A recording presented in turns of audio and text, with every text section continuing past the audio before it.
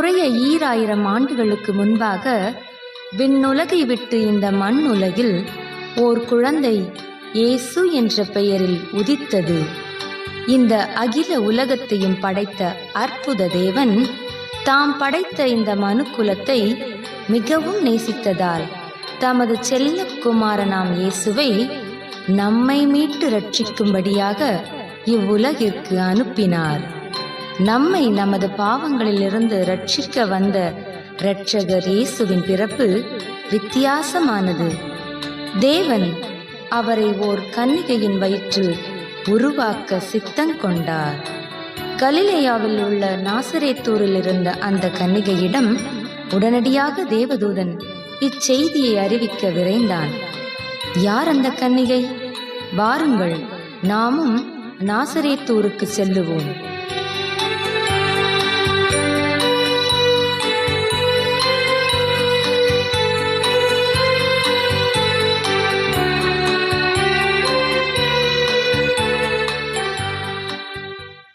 கிருபை பெற்றவளே, நீ வாழ்க. கர்த்தர் உன்னுடனே இருக்கிறார். பெண்களுக்குள்ளே நீ ஆசீர்வதிக்கப்பட்டவள். இந்த வாழ்த்துதல் எப்படிப்பட்டதோ? மரியாளே, பயப்படாதே. நீ தேவனிடத்தில் கிருபை பெற்றாய். இதோ நீ கர்ப்பவதியாகி ஒரு குமாரனை பெறுவாய். அவருக்கு இயேசு என்று பெயரிடுவாயாக. அவர் பெரியவராயிருப்பார். உன்னதமானவரின் குமாரன் எனப்படுவார். இது எப்படி ஆகும்? எனக்குத்தான் இன்னும் கல்யாணமாகவில்லையே. பரிசுத்த ஆவி உன்மேல் வரும். உன்னதமானவருடைய பலம் உன்மேல் நிழலிடும். ஆதலால் உன்னிடத்தில் பிறக்கும் குழந்தை பரிசுத்தம் உள்ளது. அந்த குழந்தை தேவனுடைய குமாரன் எனப்படும். தேவனாலே கூடாத காரியம் ஒன்றுமில்லை. இதோ நான் ஆண்டவருக்கு அடிமை. உம்முடைய வார்த்தையின்படியே எனக்கு ஆக கடவது.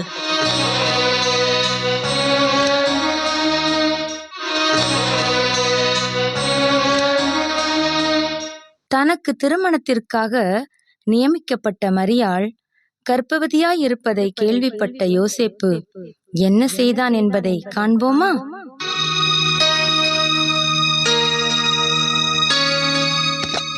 இப்ப என்ன பண்றது? மரியாள் கர்ப்பமாலாம் இருக்கலாம். கேட்டா தேவ குழந்தைங்கிறா. நாம ஜனங்களுக்கு தெரிஞ்சா நம்மள என்ன நினைப்பாங்க? மரியாளும் பாவம், ரொம்ப நல்ல பெண். அவளை கஷ்டப்படுத்தவும் விரும்பல. வேணும்னா ஒண்ணு செய்யலாம். இப்ப கல்யாணம் முடிக்க விரும்பலன்னு தட்டி கழிக்கலாம். அதுதான் சரி.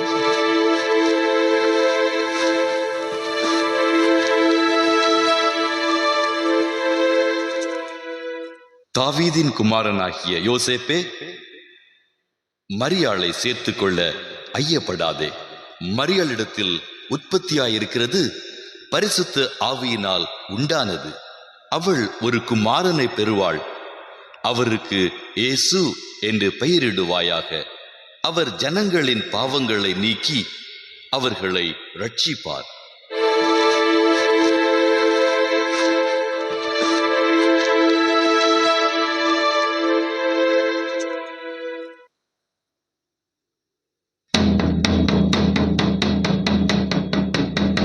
இதனால் சகல ஜனங்களுக்கும் அறிவிப்பது என்னவென்றால், உலகமெங்கும் உள்ள ஜனங்களின் கணக்கு பார்க்கும் பணி நடக்க இருப்பதால் மக்கள் தங்கள் தங்கள் சொந்த ஊர்களுக்கு உடனடியாக செல்ல வேண்டும்.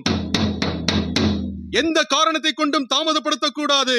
மீறினால் கடுமையாக தண்டிக்கப்படுவார்கள். இது நமது மாட்சிமை பொருந்திய பேரரசர் கட்டளை.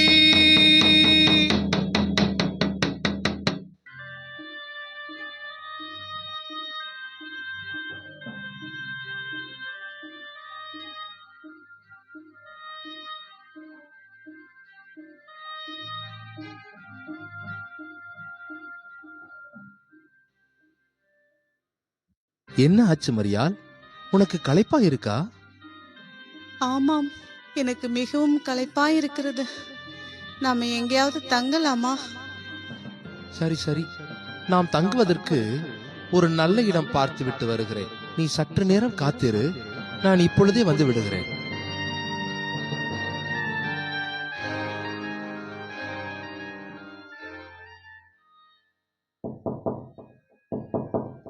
ஐயா, உங்களுக்கு என்ன வேண்டும்? தங்குவதற்கு ஒரு அறை வேண்டும். என் மனைவி பிரசவ வலியால் வேதனைப்படுகிறாள். என்னை மன்னித்து விடுங்கள், இங்கே எந்த அறையும் காலியாக இல்லை. வேண்டுமானால் எங்கள் மாட்டுத் தொழுவத்தில் தங்கிக் கொள்ளுங்கள்.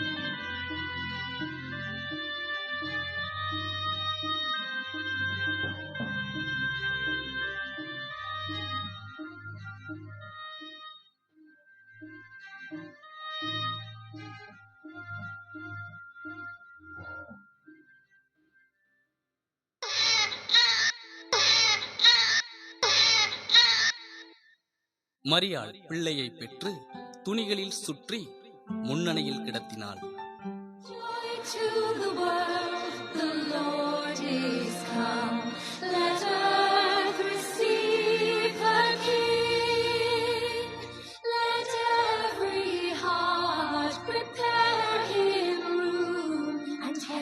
Nature sing, and heaven and nature sing, and heaven and nature sing.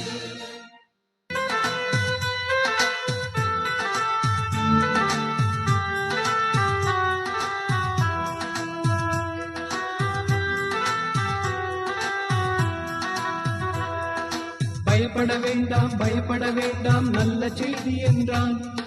பயப்பட வேண்டாம், பயப்பட வேண்டாம், நல்ல செய்தி என்றான். எல்லா ஜனத்துக்கும் சந்தோஷத்தை தரும் நல்ல செய்தி தந்தான். எல்லா ஜனத்துக்கும் சந்தோஷத்தை தரும் நல்ல செய்தி தந்தான். இன்று கர்த்தராகிய கிறிஸ்து எனும் இரட்சகர் உங்களுக்கு தாவீதின் ஊரிலே பிறந்திருக்கிறார். பிள்ளையை துணிகளில் சுற்றி முன்னணியிலே கிடத்திருக்க காண்பீர்கள். அந்த க்ஷணமே பரமசேனை திரள் பாடினரே ஒரு பாடல், தூதர் பாடினரே துதி பாடல்.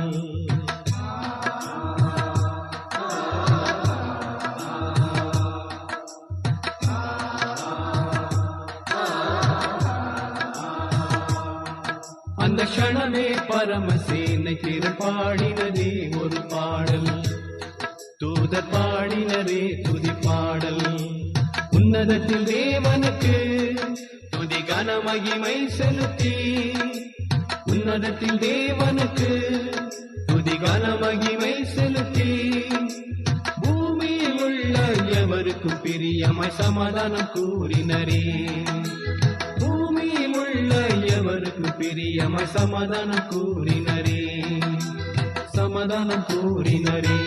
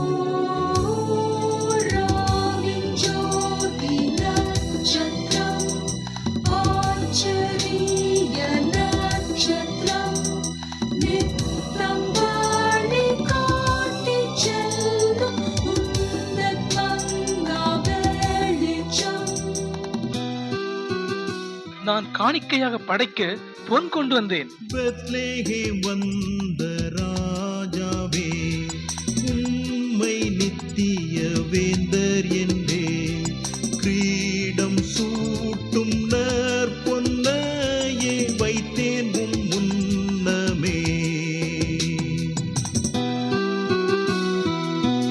நான் தூப வர்க்கம் கொண்டு வந்தேன். தூப வர்க்கம் நானிவே தெய்வம் என்று தெரிவிப்பேன்.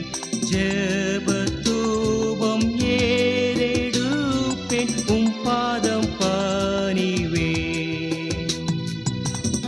சர்வ லோகத்தையும் மீட்க தம்மை தியாக பலியாக ஒப்பு கொடுப்பதை குறிக்கும்படியாக நான் வெள்ளை போளம் கொண்டு வந்தேன். வெள்ளை போளம் நான் இவே கொண்டு வந்தேன் காட்டவுமே, துக்க பாவ பாரம் தாங்கி மறிப்பார் இவரே.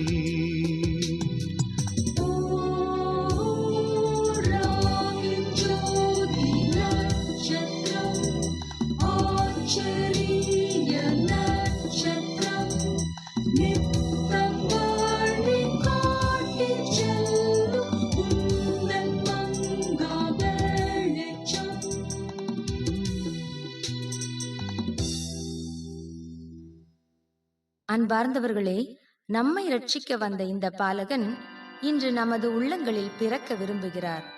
வாரும் இயேசுவே என்று நமது உள்ளத்தில் அவருக்கு இடமளித்து நம்மையே அவருக்கு காணிக்கையாக அர்ப்பணிப்போமா? அதுவே அவர் விரும்பும் காணிக்கை.